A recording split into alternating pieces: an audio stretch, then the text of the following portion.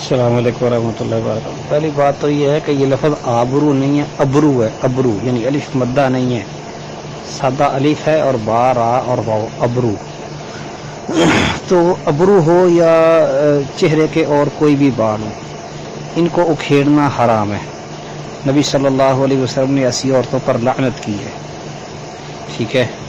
جو اس کے جواز کے قائل ہیں کہ زیادہ ہوں اور یہ ہو اور وہ بیچارے نبی صلی اللہ علیہ وسلم کے حکم کی مخالفت میں۔ باقی رہا سیدہ عائشہ صدیقہ رضی اللہ تعالیٰ عنہ کے بال کٹوانے کا معاملہ، نمبر ایک انہوں نے سر کے بال چھوٹے کروائے تھے کہ یہ زینت ہے اور نبی صلی اللہ علیہ وسلم کے بعد ہمیں زینت کی ضرورت نہیں۔ نمبر دو، یہ سیدہ عائشہ صدیقہ رضی اللہ تعالیٰ عنہ کا اپنا ذاتی اجتہاد تھا، اور کسی بھی صحابی کا ذاتی اجتہاد وہ حجت نہیں بنتا۔